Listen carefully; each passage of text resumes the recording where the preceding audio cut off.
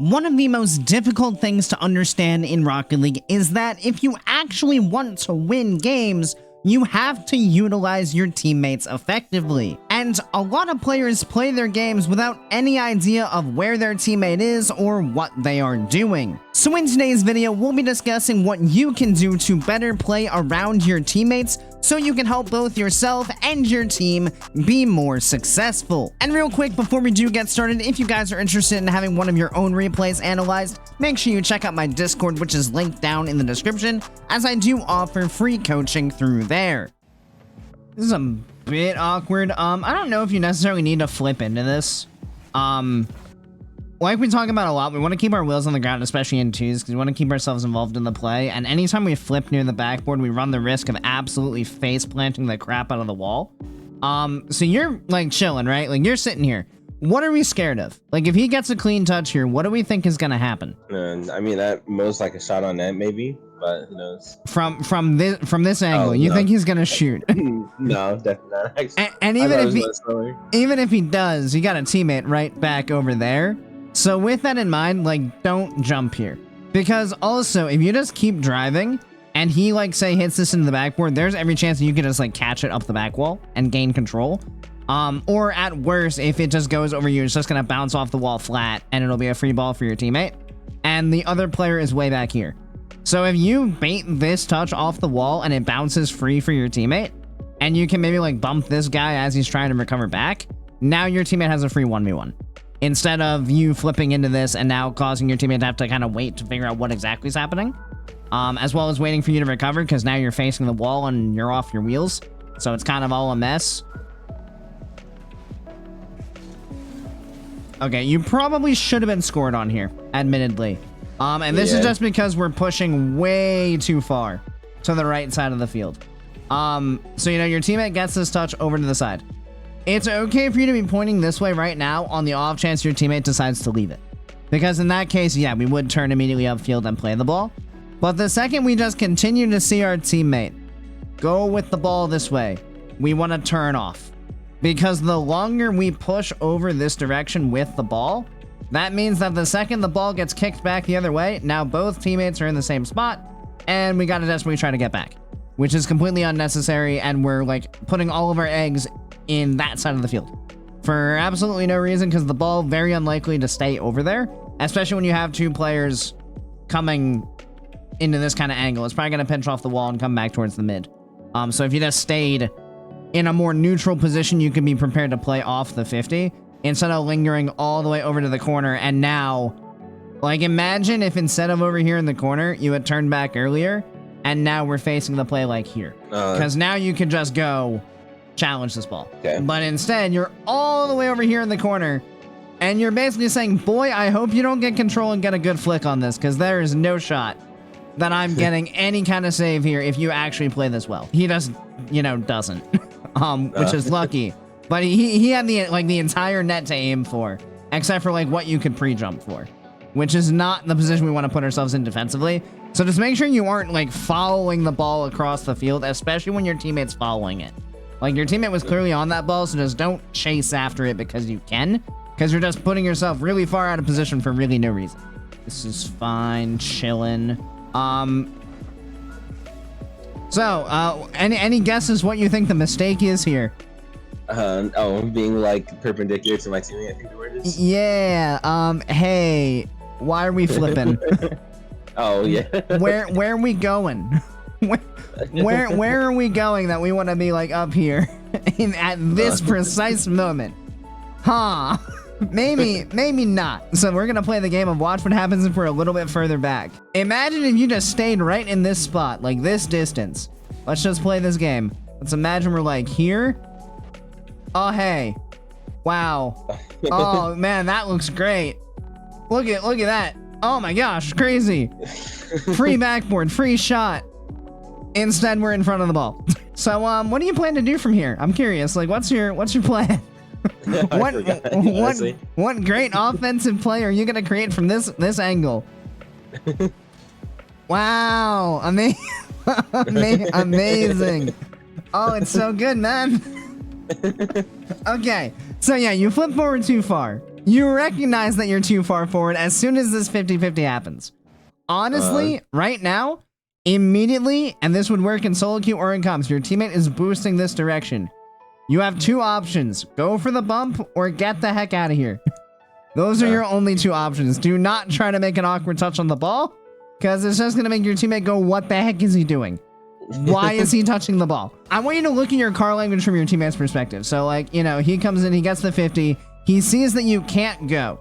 He watches you boost that way. So what that says to him is this is now my ball because this guy's dipping. Absolutely no shot my teammate would ever turn for this. Like, he's watching you boost away, and then all of a sudden, as he's coming in, you're just like, oh, wait a second. Hold on. let me nip back in on this one. He's like, wait, no. What are you doing? So, yeah, once you're in front of the ball, don't go back to it, especially when your teammate's following it up. Okay. Okay. What are we diving at? Okay, who's hitting this ball? I was gonna say, what are you afraid of? Who's shooting? No one. You know for a fact your teammate's back there. Just because you can make a touch doesn't mean you have to. And there's absolutely no reason to, because there's no pressure on the ball at all. Just let it go. Well, you could just as easily just go, I'm gonna go this way. You could wait, like, keep driving back in this direction, wait to see where this ball drops. If your teammate does indeed have free control, then you could turn upfield. You could be a passing option on this side, or you could just follow up behind him rather than jumping now, because again, you're taking your wheels off the ground for absolutely no reason when there's literally no chance this ball is anything dangerous. And now again, you're confusing your teammate because he's like, why the heck are you jumping? What are you doing? Because he's lined up for the free catch, and he would have had free control around the corner up the sidewall. Except now he watched you jump in front of him, and he's like, wait, do I have to be prepared for him to make a touch? What is happening? And then you almost get scored on because of it. I remember this play. This is Panic Station. Yeah, we're gonna go back and look at this whole thing because you immediately get scored on here. Yeah, it's not pretty either. Okay, so this starts right here. Just go. Just go. You can see immediately, like, you know this guy's here. Even if you don't look down, you can see that orange nameplate. There is absolutely nothing wrong with just getting the ball over the top of this guy and getting it out of your half right now. This is one moment where just go get the clear and take the space that you've been gifted from the demo. Because this should have been a free ball, and it just, you know, wasn't, because we waited forever to go for the ball. Then right here, I think this is probably a miscommunication. I think you thought your teammate was going to touch the ball. Honestly, this one's tough because I agree. I also, in watching this the first time, thought your teammate was going to get the ball. I don't know why he prioritized demo. But you know, the one thing you can do is you can start to play for the ball even if you think your teammate's going to go. Because if you land here and just immediately turn back directly towards the ball, like, your teammate is going to win the race to it anyway. So if he does touch it, you can just turn off. But at least then you are working directly back towards the ball. And therefore, if your teammate doesn't get a touch, you can then go up and get it. Rather than thinking that he has it, because he is flipping in this moment as we see him. So he's landing in a spot where it would be pretty tough to get up to get the ball. So if we recognize this quickly, we could turn harder and be in a better position to actually get the block rather than letting it bounce like this. Because now we're in trouble. However, this is where an awareness is key again. So Cupid's gone into the corner. He gets chipped a little bit on his way back out. He's currently turning, but it's a bit of a wide turn that he's going to take. I don't think you need to jump here. If you're worried about a shot coming, check your rear view and just start to, like, drive backwards once the ball pops over you. Because you want to just stay in line with the ball. You jumped here as if you thought a shot was coming immediately. And if you look at the movement of the other cars, that's just not possible. Because you see that turn coming in. Even if he's hard drift turning, even if he gets a touch over you, your teammate's right here. So if he hard drift turns and puts a shot on, it's going to be fairly weak. So we don't really need to worry about any kind of banger shot coming through, because we can also see the other guys over there. So we're not worried about him either, because he's over at the mid boost. So if we recognize that and just stayed in front of the ball rather than jumping immediately, we can be backing up towards this, and we can be applying the pressure to Cupid by just backing up into this area. Because then once we see him go, we can jump up and just get any kind of touch or block we can. That would have allowed our teammate to stay back. Therefore, meaning that if the ball gets over us, our teammate has a free touch. But instead, we got this awkward situation where you're still panicking with a wave dash. And this is just built on panic, because your teammate now sees you struggling, so he comes forward, meaning both you and your teammate are in the same spot, meaning this ball is now super awkward and neither of you can play it. And this is just all because you weren't calm enough and you didn't recognize that you had a bit more time to play with and you didn't need to jump. This entire thing stems from you just not knowing exactly where the other players are. And then, yeah, you kind of get baited here by really bad control from Flare. You don't need to jump early. You only have 12 boost. You can stay on the backboard a little bit longer because your only shot to really save any ball that's coming towards the net is going to be to like dive off the backboard and get the save as it's near the goal line. You just don't have the boost to jump out to anything. In order to score, he has to come towards you. He must get closer. So you can just wait to see where the ball goes and play off of that rather than diving like this when you don't really have the resources to do so. Hey, small pads. You land here. Just take the mid pads. This one, then go for this one as you go upfield. If Flare takes this one, you can swing out a little bit wider and like go get one that's over here. Or if you want to go this way a little bit, you can get like this one.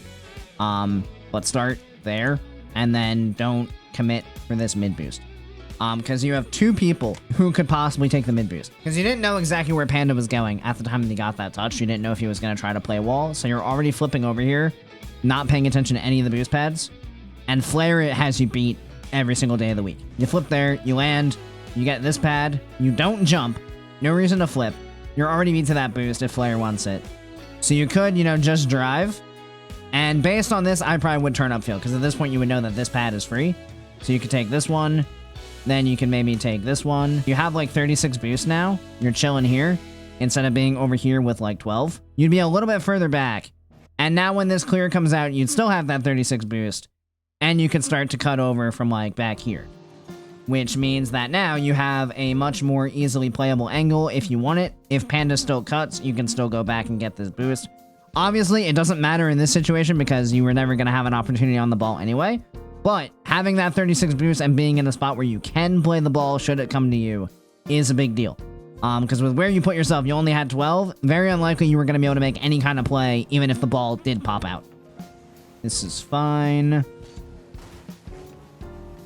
Okay, so first thing here, do you only ever use air roll left? Yeah, basically. Hey, when jumping off the wall on the right, like when you're on the right wall, use air roll right.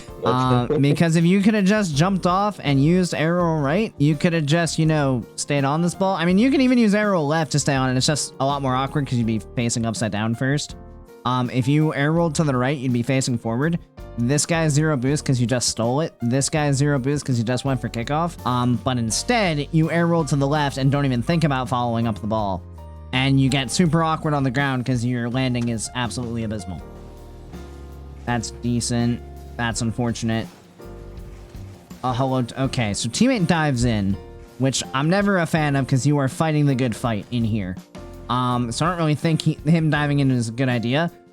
Obviously, you're kind of just chilling at this point. There's not much you can do because you're just kind of 50ing the ball 5,000 times. So this is all fine.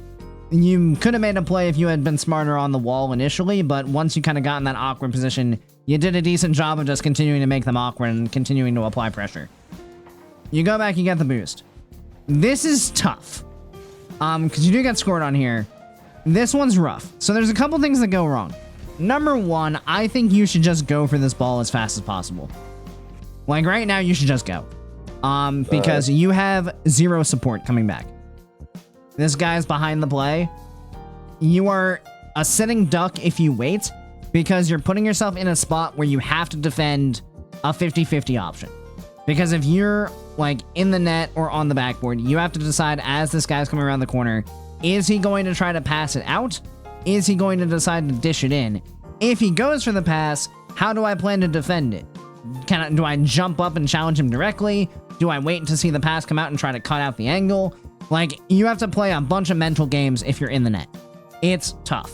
As soon as you see this loose touch, it's rough because you also don't want to dive and overcommit, but at the same time, you're not in a good spot if you just stay back either. So I'm probably just sending it. Like, it's in overtime. We don't have much other option. Just go for it. And if we get beat, we get beat, but at least then we took as much control of the play as we could and didn't just rely on what they were going to do and trying to read it. Because if you just went faster, you'd probably get a 50 in the corner, and at least deny them the chance of gaining control of the ball and seeing where you are. Because as soon as he gets the boost and can see where you are, now he knows how to play the ball to beat you. Because he sees you on the backboard, he just has to wait for you to jump. The second you jump, he passes it mid, you're beat. And there's nothing you can do. Now, to be fair, your teammate did not do you any favors by chasing the ball across the field. Because if he had just rotated back towards the net, you know, as we always say, if he had just taken like these 3 pads and given up this space a little bit and left your opponent to play it, now you would have had a challenge in this area and then a second challenge back, which would have been ideal. But instead, your teammate chases it and puts you in that bad spot. But yeah, moral of the story, when you find yourself in an awkward spot on defense, you have to decide when it's worth it to take as much control of the play as possible. If you just go fast, number 1, you can often catch players off guard because they're expecting you to play the net. And number 2, you will be taking as much control of the play as you can, even in a situation where your opponents have control of the ball. So yeah, this is one of those moments where it's just like, well, neither option's great because I could just get beat diving for this, but it's better to take as much control as we can and try to force them to make an awkward touch, as opposed to just giving up the space and hoping that we make the right read or get a block that's really hard to get. As you guys can see, Rocket League is a team game. And in order to make the game as simple as possible, you want to be able to play around your teammate effectively, so make sure in your own games you spend time focusing on where your teammate is and what they are doing, so you can keep your entire team on the same page. Of course, thank you guys so much for watching. I really do appreciate each and every one of you who made it to this point in the video, and I do hope you enjoyed it and found it helpful. If you did, make sure you click that subscribe button right down below, so you make sure you don't miss any future Rocket League content. Additionally, if you'd like to be a bit more involved in the community we're building here, feel free to join my Discord, which I'll have linked down in the description. And as always, I hope you guys have a great rest of your day, and I'll see you next time. See you later, guys.